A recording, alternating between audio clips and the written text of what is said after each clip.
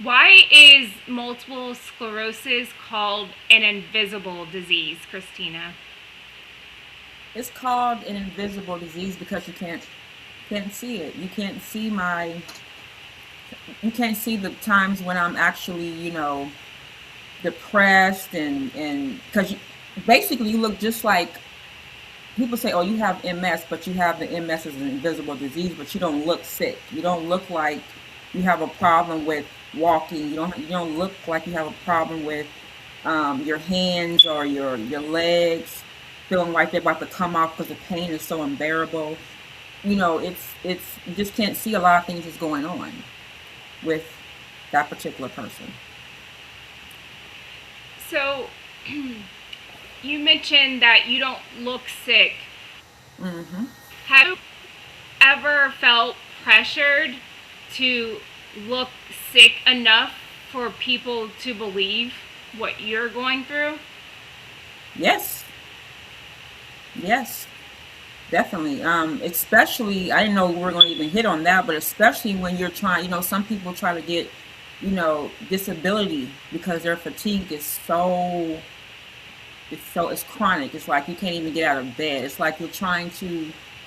It's not like you can go to sleep and wake up and you feel better. It's like you climb a mountain with 20 people trying to drag you down. That's how bad fatigue can be. It can be so bad if you're driving, you can probably like kind of swerve and it's bad. And so when people go to their little checkups with a disability and you don't look sick, you're not in a wheelchair or walking in a cane, then they think that you're fine. But they don't know 5 minutes later you're like in bed with fatigue. They don't know that, so they'll deny your claim based off that. And what do you wish people understood about multiple sclerosis that they usually may not understand? That is it's not a death sentence. You can live amazing lives with MS. You just have to be able to control it. You can not It's not. It's That's the main misconception. That's the I would say that's the main thing is that people automatically think that you're going to die, or why aren't you in a wheelchair or something like that, or you're going to automatically end up in a wheelchair and not be able to walk. But that's not the case at all. So I'm afraid to admit this, but so I'm just thinking, how like how do you show up? Like, I don't think I would know how to show up.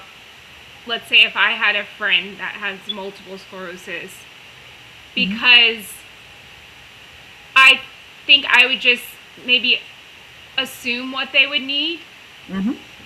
or try to be like helpful. Hmm. And what do you think is meaningful support, and what does it actually look like for friends and family to show up for you in a meaningful way? Um, First of all, don't judge. Like if like say you made some type of um like you guys have like a lunch date. You and your friend went on a lunch date. It's really important to you. Not and that friend with an MS really wants to go. And then maybe 10 minutes later she'll call you and say, you know what, Jordan, and I'm so tired. I can't do it right now. It would be helpful not to make her, because she already feels bad as it is, I promise you. And to understand that that's why we don't make appointments, or that's why I don't make, um, you know, promises, that because I never know what's going to happen, because you never know what's going to happen with this disease. It's just being there for that person, be like, okay, I understand. And maybe you can make um, maybe you can make something like, if in case she doesn't make it, what can I do? Something like that. But just, don't make her feel bad and just support her on that. Yeah, and what about like doctor's visits? You mentioned that um, you know you don't look sick.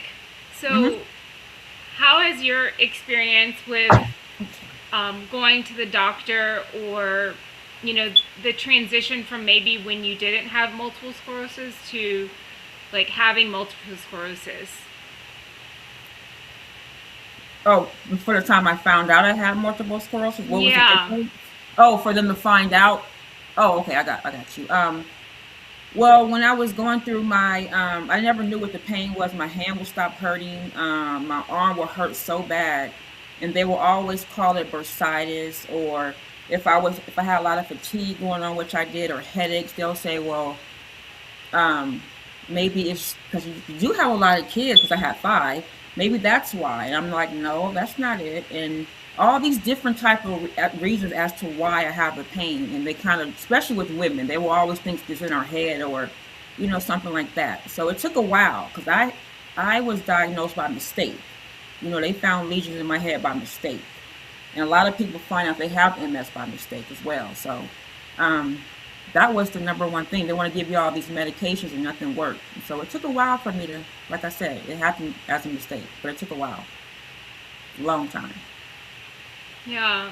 And now I know you do a lot of advocacy work. So how has your journey um, helped other women like feel empowered like through what you're doing now?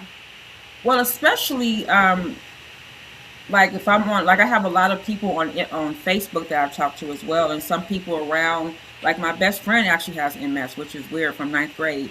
And she gives me people who I need to talk to because this person is going through a certain thing. So a lot of people, it's like a it's like a domino effect. You know what I mean? Because a lot of people want someone to talk to with that has MS. Because some people, well, a lot of people are alone. A lot of people with women, their husbands have left them. The kids don't believe they have MS. Their family is shunning them because they think they're lazy for laying on the couch for so long and not believing that they're actually tired.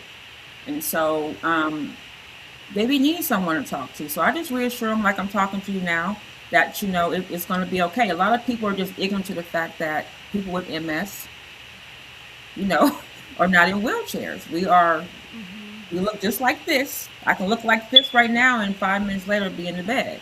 You just never know. If I answer Yeah, the question, yeah, you never know. you did. And I love what you're doing in that because it's something that could be overlooked easily and make people feel even more isolated. Hmm. I also love that you're building a business. Can we talk about that? And how empowering that is as Yeah. well to Yeah. see just you're not only sharing your story, but you're also pouring into a space of something that's like a need. So, could you just talk about that a little bit? As I'm living it. As far as the business, Yeah, just yeah, like you have MS as well as your that your MS isn't going away, and so being a business owner hmm um, and building your business, like, can you tell me about the experience? On the days you get tired, or like, what does it look like? it looks. I used to have this thing called mommy guilt. Especially when my kids were a little bit younger and I had it, because I would miss out on their games and stuff like that. And I've never done that before ever. So I would actually have mommy guilt. And I still have a little bit of that now. So if I can't attend certain meetings or if I can't be out there, if I can't travel for certain things, my son, has been amazing. So is my husband, thank God, that they take over for me. So that's the I'm thankful for that. So if I'm in the bed or whatever and I can't do anything, I have them to take over, and that's amazing to me. Appreciative, Yeah. for sure. Yeah, yeah, because it's Well, hard.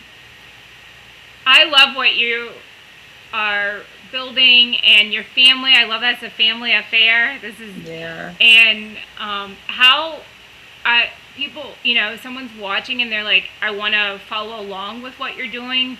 What's the best place to find you? I would say I was going to say something else, but I would say just follow the website Ajiint.care. I was going to give them something Okay. else, but Ajiint.care would be the best way to Okay. follow it for sure. Awesome. Well, Yeah. thank you so much for what you're doing and just, sharing your journey.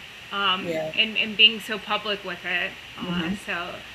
And I Yeah. can't wait to have the whole family on next time.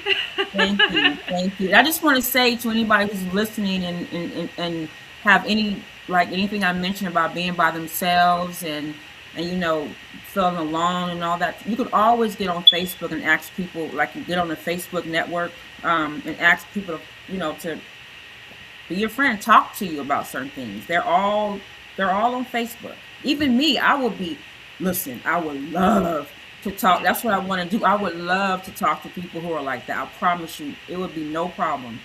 If you're feeling alone and feel like you have nothing, like despair, because it gets like that.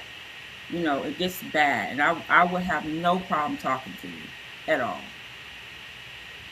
Okay, so maybe with you saying that, would Yes. you be okay if I include that in the comments for anyone that, the best place to contact you, and reach out? Yes, yes. I, Okay. I I would go as far as saying my phone number, but I don't think my husband would let me do that. But Oh yeah, yes, I yeah. would. Yeah, because I would actually go there, Jordan. I would go there for real because I'm really big in it's mental health for us MS people. I really want to help people who's going through the mental health because that's what it is as well too. MS is a really big. Oh, I can't even explain. I know we don't have time, but it's big. It's big. It really is. The number one. I mean, we people with MS actually take their lives because of the pain, because of the being by themselves, loneliness, and thinking that they're never going to get better, and thinking this is a death sentence. It's lonely out there, and I want them to know that it can change. It doesn't have to be that way. It really doesn't. And I'm here. So Well, yeah. thank you, Christina. Hmm. And yeah, and I love what you're doing, and I'm grateful that I came across your work as well because Yeah. it's important. Absolutely. I appreciate that so much, Jordan. Thank you so much for having me on.